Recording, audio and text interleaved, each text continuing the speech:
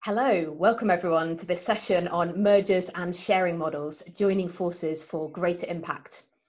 I'm Katie Boswell, I'm Associate Director for Strategy and Leadership at NPC. And this session is part of NPC Ignites, NPC's annual conference, which is a specific focus on challenging thinking and exploring cutting-edge approaches to ensure charities and funders are always maximising their social impact. Our programme this year focuses on how to rebuild the best possible charity sector following the coronavirus crisis. And we'll be exploring in this session what role mergers have to play in that. NPC has long been interested in the topic of charity mergers. Back in 2009, we published a report calling for more strategic and impact-focused consideration of mergers in the sector. A couple of years ago, we undertook in-depth research on mergers in the sector and found that the debate had shifted a little, but mergers are still often considered to be a last resort for charities, despite evidence of the positive impact that successful mergers can have. And we all know that this is all the more important at this time of rising social need and falling charity incomes, when we know that many charities are facing the prospect of winding down services or even closing altogether. Yet charities are having to make rapid decisions, and many leaders feel they do not have the time to forge effective alliances. So this session looks at what we can learn from previous mergers and sharing models, including what makes them effective and how they can support the sector to navigate the current crisis. And I'm delighted to be joined by some fantastic speakers who you'll be hearing from shortly. And I wanted to say as well that I'm keen to hear from you, the audience, as well. So I'll be looking out for people engaging with the discussion from this session on social media. You can join in the conversation on our Twitter hashtag, NPC Ignites, or on the YouTube comments page below. So I mentioned our amazing panel of guests, and you'll hear more from each of them in turn in a minute. But just to say, we have Katie Boycott, the Chief Executive of Asthma UK and British Lung Foundation, Dave Garratt, the Director for Governance and Mergers at Eastside Primetimers, Jessica Cavagnero, who's partner at SeaChange Capital Partners, and responsible for the New York Merger, Acquisition and Collaboration Fund, and Theresa Shearer, Group Chief Executive of the Piper Group. To warm us up, I've got an opening question for each speaker, starting with Kay. So Kay, British Lung Foundation and Asthma UK are now 9 months into the merger. What are the main lessons that you would pass on to other charity leaders looking at mergers? First of all, I think you have to take, as any leader embarking on such significant change, take it really seriously. I can't quite believe it's 2 years since I first thought, okay, this is a serious conversation that needs to have. It's been absolutely all-consuming, and that's not just with the coronavirus on top, which has obviously been a particular type of icing as well. But I think this is not something to flirt with. You have really, really got to go into it feeling that you are quite, you have the energy and the drive to take it forward. If I'd have known that I had 2 children doing public examinations in the same time, I should maybe not have started it. But I don't want to over-egg it, but it is a really, really, really all-consuming process. So that's number one. And number 2 is probably then, if you are doing it, you need to find a really good excuse for your strange behaviour, because as soon as you start talking about merger to anybody, your diary starts to change completely. And I'm sure most of my colleagues and friends and everything thought that I was doing some really, because of course you can't talk about it, I was doing some very strange and underhand things and looking for another job or everything. So that's my second tip, because you do not want this to leak out. There is something about merger that just really frightens people. Partly because I think they know it's hard work, it's a lot of change, but people project all sorts of hopes, dreams and fears onto it. So you need to be really, really clear about keeping a lid on it. And then I think you need to be really open-minded about the journey. So I became Chief Executive of Asthma UK in 2013, and almost from the very start, Dr. Penny Woods, who was my partner in crime on this merger, who was the then Chief Executive of British Lung Foundation, said, why don't we merge? Why don't we merge, Kay? And you can understand why in this, when I'll get into some of the lessons, is the British Lung Foundation covers all of respiratory disease. Asthma UK covered a particular condition within respiratory disease. So British Lung Foundation already covered asthma, so it was a bit more of a no-brainer for Penny. But at the time, both organisations were not in the most strong financial position. We were both relatively new chief execs going through change and everything else.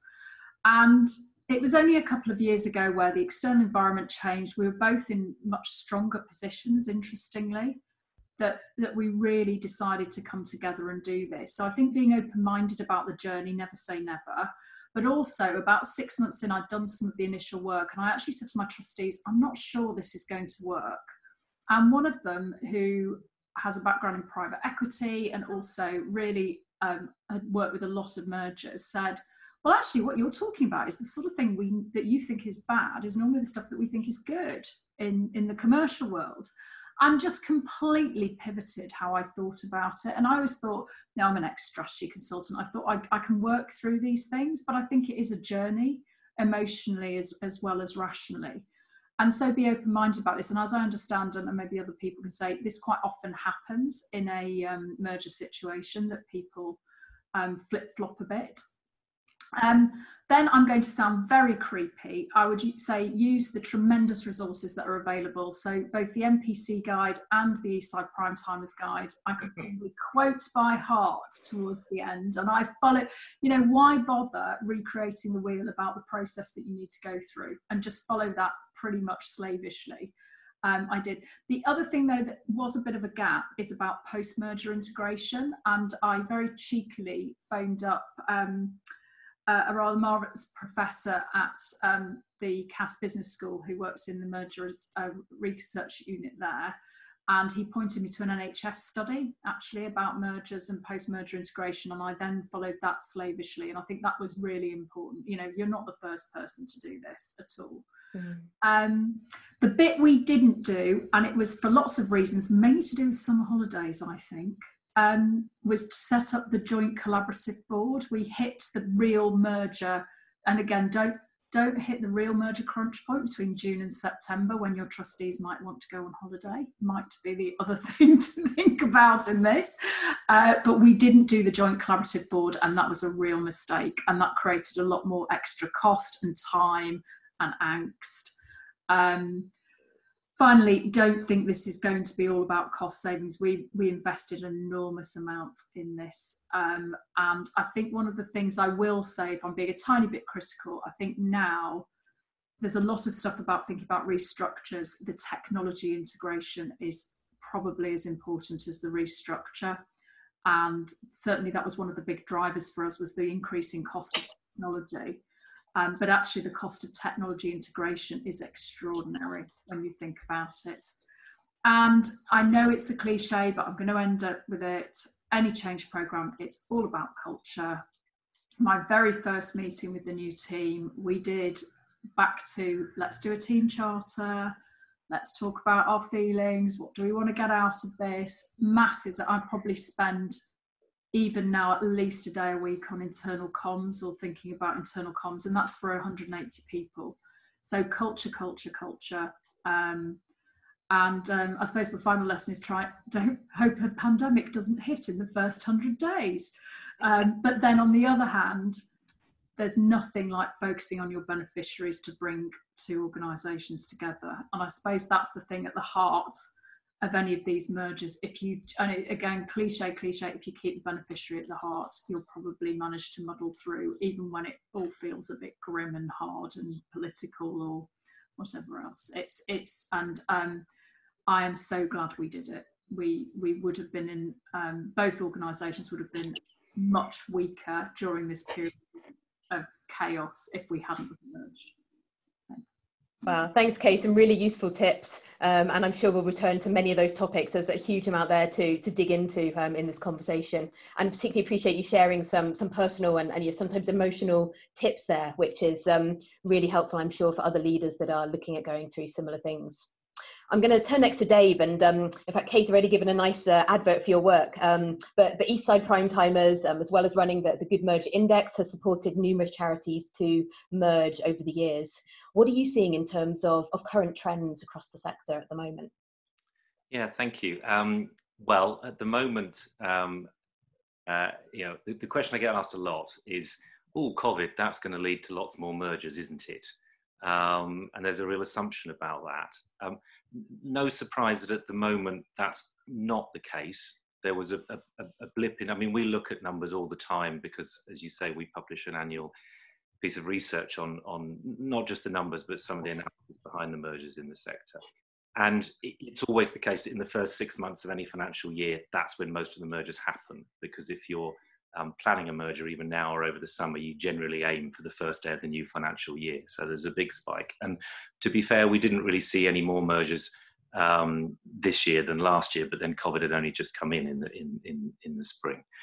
I think, and you know, the impact of COVID, we all know, most charities don't go into a financial year, no matter what kind of cliff face, and all charities have a financial cliff face, but no matter where, most charities' cliff face isn't the following financial year. I mean, some yes, but mostly it's the year after or the year after that. So we won't really see the financial impact for a little while, not least because these things trickle down through statutory and local authority funding, et cetera, as well.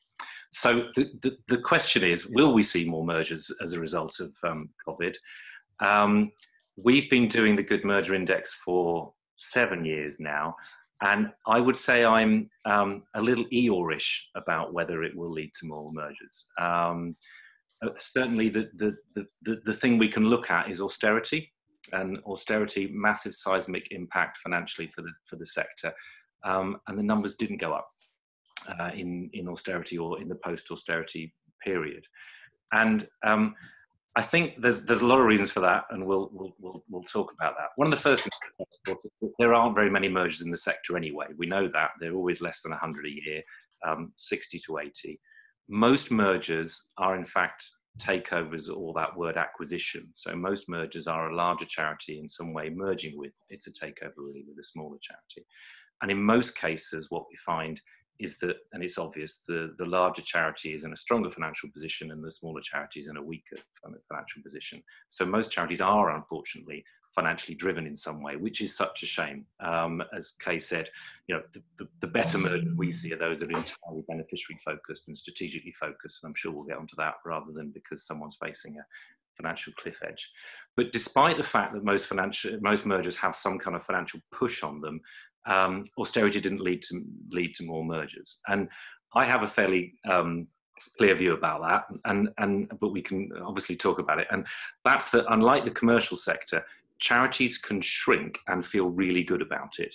And charities will shrink and feel really good about it. More than that, they'll think it's the only thing they can now do. So just imagine for a moment you're trustees of a £5 million charity, and your income shrinks to £1 million.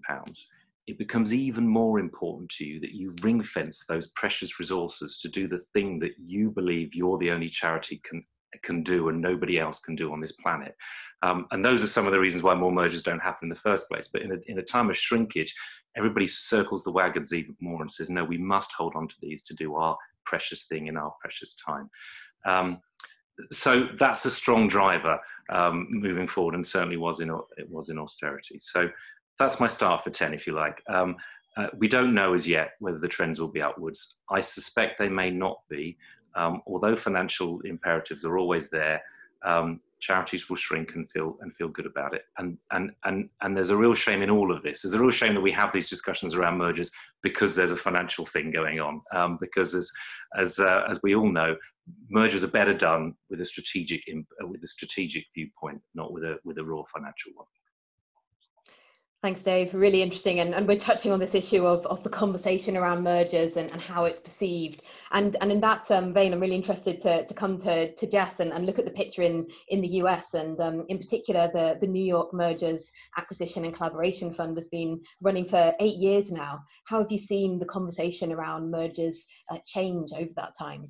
Yeah, absolutely. So also thank you to NPC for having us today and leading this very important discussion. I think it's thrilling to hear from colleagues across the pond to just understand your experience. So I'm either coming to you from the future or from the past, depending on your viewpoint. But SeaChange is a nonprofit that exclusively grant makes to other nonprofits that are engaged in mergers, acquisitions, divestments, programmatic or administrative partnerships, anything along that spectrum of working together to fundamentally change how you do business or how you deliver your programs.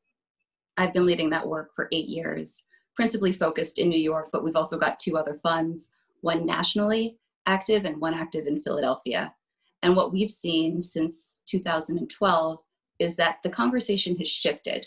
So in 2012, particularly in New York, the Great Recession was still working its way through what I'm going to call the nonprofit sector. I will try to use the word charity, but forgive me if I don't get it right.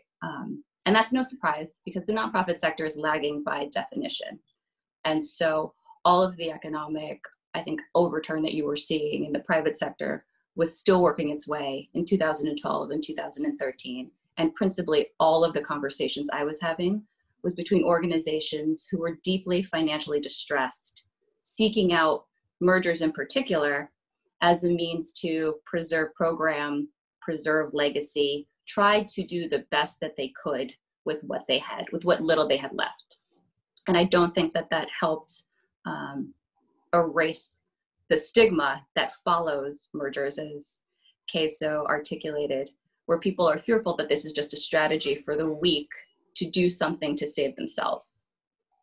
That shifted in 2014 and 2015 as the economy recovered, and we saw more organizations seeking partnerships as a tool to advance their missions. And I'm happy to report that that trend has continued at least through the beginning of this year. Organizations in strong financial positions have been calling because they're seeking partnerships, mergers, financial programmatic partnerships to advance their missions by solving for succession, building differentiated financial streams that create organizations that are better able to withstand changes.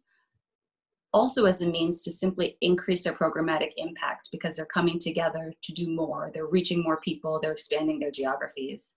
Looking back at our New York portfolio, something like 83% of the organizations that came together were able to achieve positive programmatic results.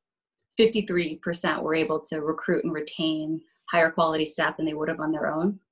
And I think interestingly, to Katie's point, 50% of the organizations that called thought that they were going to save a whole bunch of money by coming together.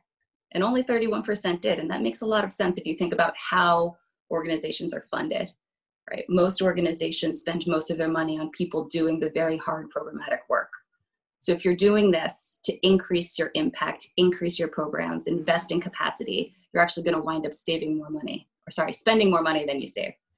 And the last thing I'll say is that over the course of the last 8 years, it's just been a pleasure to watch the funder community in the United States shift their thinking in and around mergers and partnerships. In the beginning, no one wanted to talk about it. They thought that they might be blandished as being someone who was going to thin the herd. And so very few folks wanted to join us, except for the brave funders that support the New York Merger Fund in our work. But now there's a whole network.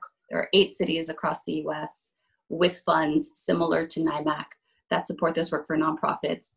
Nonprofits and foundations are increasingly thinking about this as ways to advance mission. And there's this groundswell, particularly in this moment, of trying to figure out how to get resources to organizations so that they can take the risky thinking of what this might be able to do for their mission and support that work. That's great to hear, and it's always really good to hear great news stories from other parts of the world, and thank you very much for sharing that with us here in the UK. I think particularly that point about the programmatic impact that you've seen is really good for people to hear, and also about the funders being brave and joining, and the power that can have. I'm sure we'll be returning to that topic later on. But first of all, to Theresa. So the Piper Group was formed out of a partnership between Enable Scotland and Sense Scotland, but the Sense Scotland trustees later withdrew. And what did you learn from going through that process? So firstly, probably to Kay's point, it would be hard to talk about this and be completely objective. So what I will say is that Strathclyde University Business School will be publishing in 2 weeks' time an independent lessons learned review, which will give some really deep lessons for the sector, hopefully, around what worked and what didn't work. But if I can give you some insight from my perspective as the Chief Executive of Enable Scotland, one of the founding partners, I think that might be quite useful. Both of our organisations came together exactly to form a strategic alliance around our purpose. So we both served the same groups of beneficiaries, and we both in the main did the same type of work. So very much thinking about Jess's earlier point, this money saving was part of it, and actually that was a very successful part of it, even to this day with benefits realisation. But the key purpose was to have more reach, more impact geographically, and in areas where we felt people with disabilities were being let down, particularly by private sector provision and interaction. So we had, I think, quite a noble purpose in terms of coming together, but there is absolutely no doubt that saving money was part of it. So the first lesson learned is looking at mergers, acquisitions and collaborations is absolutely the right thing to do. It was the right thing for us to do then, and it remains the right thing to do. However, some lessons in terms of what would you do differently and that idea of double loop learning. I think for us, one of the key lessons learned, which was being critical of both organisations, we put lots of resource into the process, to the programmes, to the culture. But one of the things that I would do differently if I was embarking on something similar would be the focus on the boards, the focus on the trustees, and the focus on governance. Now, when I say focus on governance, I'm not talking about regulatory governance or the legal aspects of it. That was all very watertight and very good. But I think the thing that really struck me as we got into the partnership, and bearing in mind we'd had 2 years of proof of concept and programme planning, so we did put our all into it. This wasn't a flirtation, it was a marriage. We were walking down the aisle together. The difference and the difficulty was very, very wide differences on how boards operated. And so this isn't to say one was good or one was bad, but certainly what we found was very different types of board. And that ranged from things like terms of office, how long trustees were allowed to stay as part of the board, how many terms they could serve without coming off the board, the makeup of the board in terms of skills mix versus beneficiaries and their direct family members as part of your board of trustees. So those things for both of our organisations were very different.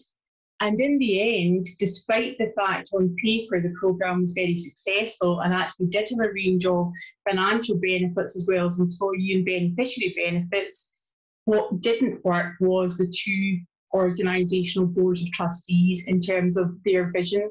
So we very much had a shared vision at chief executive level. We very much had a shared vision in terms of beneficiaries and very much had a shared vision in terms of the employee sets. But I think the one thing that I would go back to was if we had put the same time and effort into a programme for the boards, and that's not to say this was, we're not blaming the boards here. What became apparent was there were just two very different ways of governing charities. And we did actually, Kay, have an integrated joint board that sat across both charities, but even with that, we still had some real tension that was very difficult to overcome. And I do think in the independent review, that would be one of the key lessons learned. I think for us, the third and final lesson that I'm happy to see is a very good news story is we have certainly learned as an executive team and as a board of trustees that there is more than one way to collaborate. So you referenced your 2018 programme, Katie, and some of the work that came from that. We started this journey as a £30 million charity that employed 1,800 staff. We finished the journey as a £50 million charity that employed 2,200 staff. So 60% increase in income, 500 new staff members, but most importantly, over 2,000 new beneficiaries. So amongst our team, we talk about we have merged with ourselves. We've actually taken the benefits of the programme and the digital upgrade and all the great work the programme and the integration brought together, and we have funneled that back to the front line.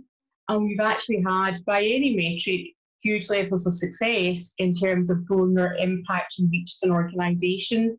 So the good news story is the work we do, the purpose-driven work in our mission, has actually continued. But not only has it continued, it has grown to a level that I think if you look at the Plimsoll analysis or the cadence reports that come out and look at charity growth and development, actually very, very strong metrics in terms of how we have achieved our charitable purpose grown and developed and supported more people over the ensuing time of the project integration. Thank you. Some really interesting lessons there from your journey, and particularly great to hear that there will be that independent review being published soon. Yes. So we'll be sure to keep an eye out for that. And you've also done a very good advert for the bit of the session I was about to do next, which is, now that we're all warmed up, I was keen to just take a bit of a pause and think about what do we mean by mergers. You know, this session is all about mergers and other sharing models, and as you said, Theresa, there's more than one way to collaborate. Yeah. And we've all been using this term merger, which has all these different connotations in the sector. So I was just going to share my screen and show the merger and collaboration spectrum that MPC came up with in our 2018 research, and just to see how this resonates with other speakers. So we very much said in our 2018 research that people tend to think of mergers at the more formal end of the collaboration and sharing spectrum. So as several of you have mentioned, people think of takeovers and acquisitions, or new charity mergers, group structures, subsidiary models, joint national entity. But there are other less formal ways which might be put on the same kind of spectrum in terms of sharing models. So alternative structures, which might be white labeling, collaboration and co-funding, service or asset swap or transfer, through to the even more informal back office sharing and outsourcing of functions. All of these in our research were shown to have potential impacts on people and communities served by charities. So we thought that there was benefit in talking about all of them, rather than just keeping to one end of the spectrum. However, also recognizing that that more formal end of the spectrum is what people typically think of, and it is the, if you like, the bolder or more crunchy end of the collaboration spectrum. So my question to the other speakers is how does this resonate with how you think about mergers? And I wanted to start with Jess, because I know you've got a similar spectrum which you use in your work, and I'd be interested to hear your thoughts on how this aligns. Absolutely. So I think there are many similarities between the slide that you've just pulled up, which is how we think about the continuum of what we call collaboration. So mergers in the States is a very specifically defined legal term, and tends to be this, but still tends to be this catch-all phrase for organizations that are working together in a way that changes their organizational structure.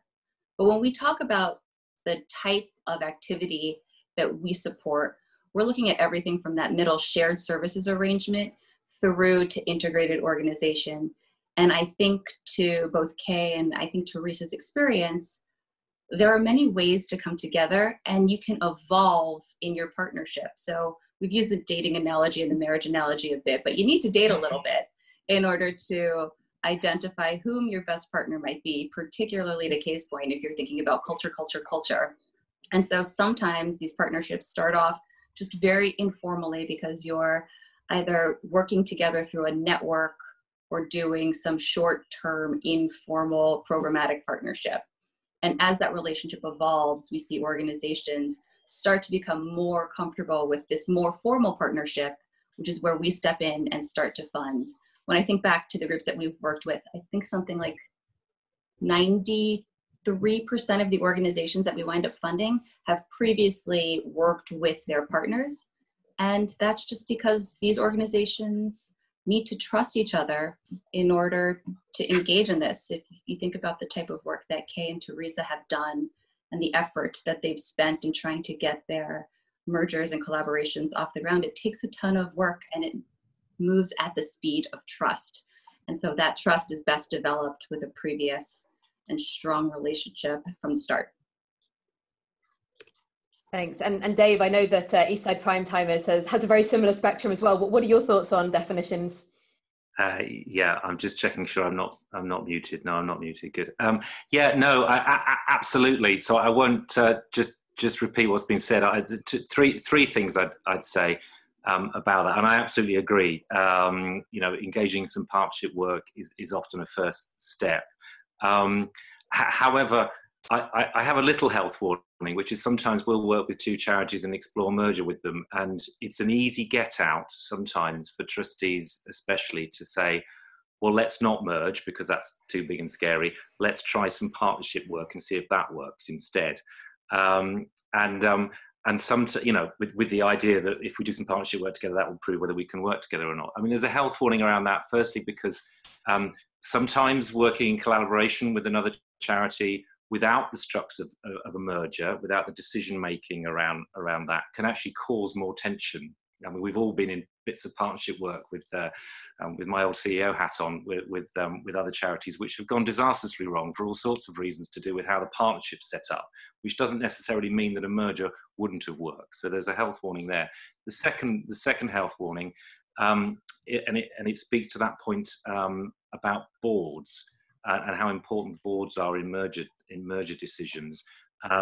Is that you can engage in all sorts of partnerships and collaborations without involving boards at all, so that you can end up in that situation where two organisations think they're working together very well, and then find out when they're in a merger discussion that because there's been no work done on how the boards think and feel about it, that the boards are still sort of 5 years away from where the senior teams are.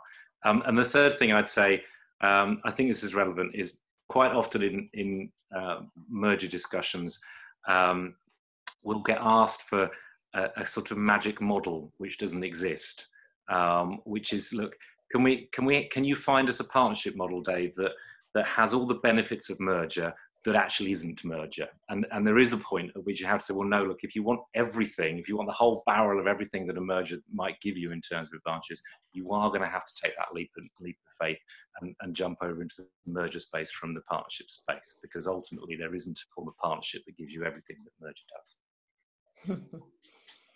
Brilliant. And Kay, do you have any reflections on this? You talked quite a bit earlier about perceptions of mergers and how that influenced your journey. Yeah, I mean, I think I'm going to be controversial. I prefer this model to maybe the MPC one, because I'd say that back office is not informal or short term, it's quite substantive. I might be coming at this from so I've been involved with charities that do public fundraising. So your brand and also your customer relationship management system and your data is absolutely a core part of what's going on. And one of the things, having looked at this, so the British Lung Foundation, Asthma UK had for years done collaborative working, and we'd even divvied up some policy areas with one as a lead and one as a support. And every time we got into shared services, things like GDPR, information governance just became too much. And so did the brand piece, was very difficult. Interestingly, on the integrated organisations, there's the perfect model, and then there's the model that the Charity Commission can get through in the time that you need them to get it through. So I think actually we spent a lot of time agonising over the different models. And in the end, it was, do we want the perfect model, but we have 6 months of uncertainty in the organisation, or do we get the good enough model? And probably the legal structure is less important than you think going in. Whereas actually how you're going to do the shared services and integrate those services is more important. So that's just my observations. Great, thanks. And Theresa, any thoughts on how definitions affected your journey? Yeah, so I'll probably be controversial and disagree with Kay there. I actually prefer the NPC model. And the reason I prefer the NPC model is when it talks about that service transfer model. And I think it depends on scale, possibly. So we were two quite large organisations. And actually, in terms of service transfer and the integration at the back, that's where a lot of the benefits came for our organisation. And those benefits have been retained going forward. So for me, I think, yes, I think you're right, Kay, the legal structure is the legal structure. And I'm sure Charity Commission were supposed to review it, also were with us. But actually, what happened at the back was a really interesting digital innovation piece, and that's the bit that has continued to give benefits going forward. So for us, I think that's critical. And in a service transfer situation, you really then get some economies of scale where you transfer services and you have a strong infrastructure in the back office without having to bring in the brand. That's been hugely successful for Enable Scotland as part of Piper. Great. Well, I'm going to take down these models before we get into too much, one versus the other. I think what we've learned is that there's no perfect model or way of talking about mergers and sharing models, which is partly why I wanted to bring up the thorny issue of definitions. But I think it's all these other issues that we are talking about around it in terms of what actually influences the journeys and the processes and ultimately gets us to impact. So I'm going to come on to talk about the role of funders, because I feel like we've talked quite a bit about the role of charity leaders, and we've explored some of the hurdles and some of the lessons there. We may come back to that again later. But I'm really interested in this question, which Jess touched upon in your initial answer, but I'm sure others have got experiences of as well, in terms of what role can funders play to support effective charity mergers? And Jess, I'd love to hear first of all from NIMAC, what have the main lessons been about the role of funders? And then keen to hear other reflections from the UK context as well. Thank you. I think the question of funders and the role is so important because, frankly, they're the ones that have the money. I think the first lesson is to trust that the nonprofit leaders know what they're doing, right? And so at NIMAC, one of our core values is don't do any damage by falsely funding and coercing organizations to come together if they otherwise might not. I think the second value is hold confidentiality quite dear. Mergers, partnerships, back office, whatever, it's risky, right? And so step one is, can we do this? And that answer is yes or no, but in order to have the space to do that work, you need some funding, because you probably need a lawyer, you probably need a finance person, you might need an IT person. And if you're gonna grant make and support those costs, keep it quiet, keep it close, because it makes people nervous. The very act of partnership still makes people nervous, regardless of how many good analysis is out there, how much good analysis is out there to support otherwise. So one, trusted nonprofits. Two, confidentiality. Three, allow organizations to take risk. And this has been the key piece for the New York Merger Fund. We support organizations that are thinking about getting married or actually doing the hard work of planning the wedding. And in that first bit of funding, where organizations are thinking, could we do this? How might it work? We're very happy if they say, yes, we're going to move forward. Here's how the wedding's going to look. Or no, we've decided to part as friends, but we've still learned something about ourselves. And that openness to support risk, to support that conversation, to fully resource the organizations as they bring in necessary third parties to engage in that activity, has been critical in what I'm going to call decriminalizing the act of partnership. And then the last piece is fund in the moment of need. And so I'm not sure how it works in the UK, but at least in the States, many foundations, and for that matter, government funding, comes on this very repetitive but extremely predictive model where it's like we fund once a year or we fund 4 times a year. But if you need a lawyer, you need that lawyer now, and that person's not going to wait 3 or 6 months for a check to make a decision. And so having your funding available in the moment of need for the organization is quite important in keeping that momentum. And momentum is, I think, one of the best indicators as to whether or not organizations are going to come out of the process having learned something positive about their organization. Yeah, you've touched on some really important points there. I think funders being able to trust those organisations is a really key one, and what that means in the context of mergers. It has multiple layers, and also that importance of funders funding the process and taking that risk. Dave, I wanted to come to you and see how this tallies with your experience of funders and some of the mergers that you've been involved in. Well, what do you think is the role of funders, and do you think that they do have concerns around things like risk in this context? Sure. Well, I was going to ask if SeaChange were thinking of opening a branch in the UK. That would be quite good. We have a vast grant and trust sector in the UK with all kinds of different niches and attitude to risk. So I'm massively generalising here, but I think it's risk that is a problem, because there isn't, and it would be interesting to hear from Kay and Theresa how their mergers were funded, because obviously it's a question we're at all the time. How much does a merger cost, and where do we go to get the funding? The first one can be a little bit, how long is a piece of string, but you can make some definitions. The second one is it's really limited in the UK in terms of grants and trusts that will openly fund either merger exploration or the merger itself. And I think, I have two theories about that I'm willing to be shot down. I think the risk for merger exploration for trusts and grants is, well, I think part of the context here is that quite rightly, our grant and trust sector is very, I'm going to say obsessed, but rightly obsessed with impact. Direct beneficiary impact is what our grant and trust sector like to see when you make an application. How is my pound going to help the beneficiary? So to fund something like merger exploration, which is really difficult because, as we've discussed, even if you have a fantastic, if you like, business case, and by business case I don't just mean money, I mean all the ways in which a merger could help beneficiaries, that can fall or die on trustees, on two boards of trustees who have all kinds of, quite rightly, emotional input and involvement in their charity. So it's a huge risk funding merger feasibility, because even if it's, inverted commas, right that two charities come together, it may not happen. So you've got trust and grant people that work for trust and grant thinking, well, do I go to my board and say we can either fund this direct piece of beneficiary work, which will have a direct bang for my buck, or I can fund this merger exploration that may or may not come off, even if the merger is a good thing? Well, yeah, I can absolutely see why many grants and trusts fall shy of that. And then the second problem is it's very difficult, and I'd be interested to hear from actually everybody who's done the merger, and certainly Jess.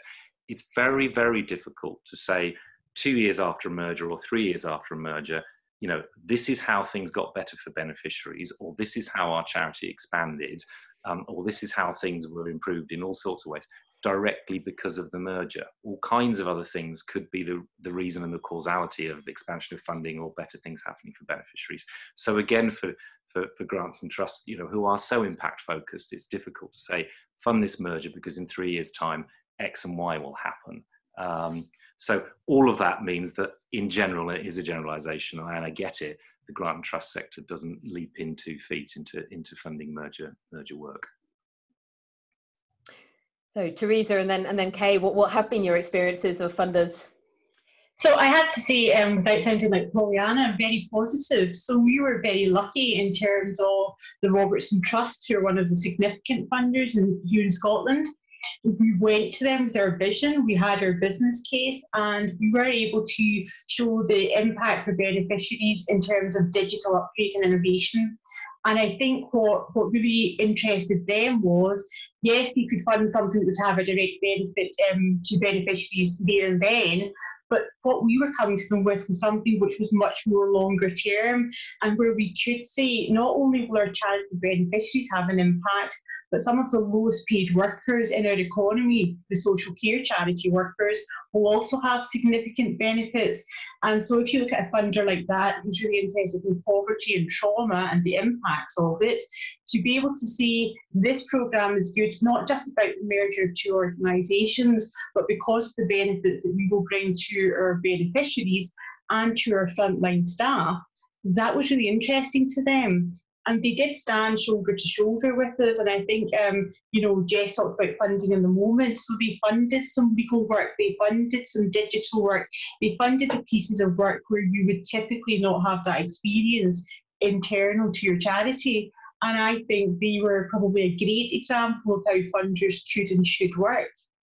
Most importantly, when it didn't work in terms of both organisations and one deciding to withdraw, they stood by us for the rest of our programme of digital upgrade, and actually still to this day stand shoulder to shoulder with us in terms of the impact the work is having. So I think funders that are in it for the long term, that appreciate the risk, that fund things that are not typically within your charity, those are great things to look for. But for us, what topped all of that was a funder who stands by you when it doesn't work out exactly to plan, but works with you to still realise those benefits that you had in your vision. And I think with the Robertson Trust, certainly that's what we've done here. Excellent. Kay, how about you? Well, I think, again, it might be the difference between, so Asthma UK and British Lung Foundation are primarily funded by individuals. So one of the things that we had to do for Asthma UK is go through a membership vote. And what was interesting there is a lot of the arguments that won, and I had the privilege of talking to some very long-standing individual supporters, was around percentage of spend on charitable activity. So it was we can reduce costs spent on accountants or all the stuff you don't want to spend your money on. And those arguments really work in the short term if you're looking for short-term conversations. I think, being honest, we had, both organisations had bids out for more philanthropic but sort of larger grant funding, and pretty much had the honest conversation. People said, not now, not if you're going through merger. So we lost some short-term funding. And I think if cash flow is a real problem, you are going to have a real problem. I do think there is something about the time frame of this. My experience since merger is if you're looking for larger grant funding, where you're having those conversations about resilience of business model, actually our merger has been a positive, because financial sustainability is a real question for funders right now. Maybe for other funders that you don't have such a close relationship with, we have heard a little bit of, well, we did give to 2, we're now giving to 1, but I don't think it's the same as halving. I think it's like everything, it's the strength of your proposition, it's what your ask is, and it is always about the long-term relationship anyway. If you're judging yourself on a single year, single funder grant, that's not the right metric. And if that's the case, the merger is probably not the right thing to do. But yeah, I mean, on the whole, I think medium to long term, this feels positive. Short term, you've got to take a bit of a hit. And I think it's been very interesting listening to all this. Jess's point, really, we looked around, could we get funding for the merger? But if we waited for the funding, we'd have probably lost the momentum with the trustees, and that's why we funded it from our own reserves, because we just had to keep going or it wasn't going to happen. Great. Well, I think we've got time for one more quick bonus question. Sorry, Jess, were you really keen to come in there? Yeah, I was just going to say, just something that we've seen from the States is that most of this funding comes from organizations that already love you, right? It's the people that you would have invited to your wedding anyway, because they know you, they're prepared to take the risk, they understand and believe in the benefits that you're perhaps proposing.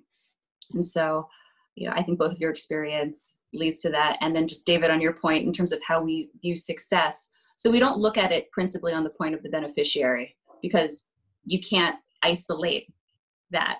But what we do ask is the organization in a place where it is better able to meet the needs of its mission, the needs of its beneficiaries? And we ask the nonprofits themselves to describe how this has worked. And many times it's about staff, it's about capacity, it's about investments in technology that build resiliency in the organization itself.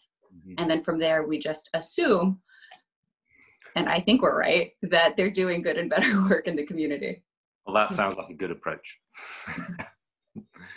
Brilliant, yeah. And I'm loving all the marriage and wedding metaphors. This is a whole host of metaphors. I did just want to see if we could fit in one more bonus question at the end, but could I ask everyone to just keep your answers fairly brief? But NPC is often asked which bits of the UK charity sector could most benefit from mergers? Where could the impact be greatest? And I wondered, as we're rebuilding from the coronavirus crisis, if anyone has any thoughts about particular bits of the sector that are ripe for more mergers, or equally particular bits where stay clear, it's not needed. Theresa, do you want to start us off? Yes, I'm absolutely biased, and we'll say social care charities. So just to give you one metric, in Scotland we have over 1,000 social care charities, over 1,000 social care organisations, most of whom are charities, delivering to a population of 5 million. So there's something about that in terms of duplication that I think we didn't crack that nut, but I think it still has to be cracked. I don't have a sector-specific answer, but I can say that, look, there's less than 100 mergers a year in the UK voluntary sector. And in the same year, there's often somewhere between 1,500 and 2,000 new charities formed. That there seems to be something wrong in that. I suppose my experience is less maybe about formal merger, but the other parts of partnership is what I've seen in the last few months. As everybody's whole operating model is being thrown in the air, the openness to collaborating in new and different ways and different models is definitely there. I think the difficulty is people are quite tired at the moment and maybe don't have some of the available funds to explore some of these. But I think that if it's everything's pushing towards merger, we might not see lots more mergers, but we might see lots more of the model that Theresa has so eloquently described, which has also delivered benefit for beneficiaries. From the outside, I'm going to just offer that perhaps this shouldn't just be a conversation about charities. I think that there's an opportunity for funders themselves to work together to meet a new need, because it's clear that whether you're in the US or in the UK, the status quo does not work right now, and that we need to adapt to meet the evolving needs of our communities. That's an excellent point to end on, a rallying cry for us to all think differently about how we can collaborate and share for greater collective impact.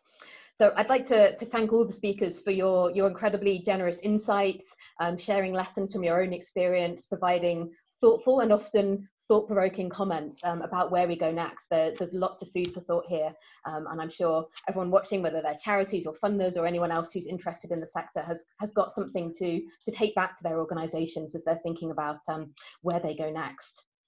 MPC will also be considering mergers as part of our Rethink Collaboration initiative, which you can read more about on our website, where we'll be using a labs approach to convene, explore, experiment and learn together about how the sector can better collaborate as we come out of coronavirus.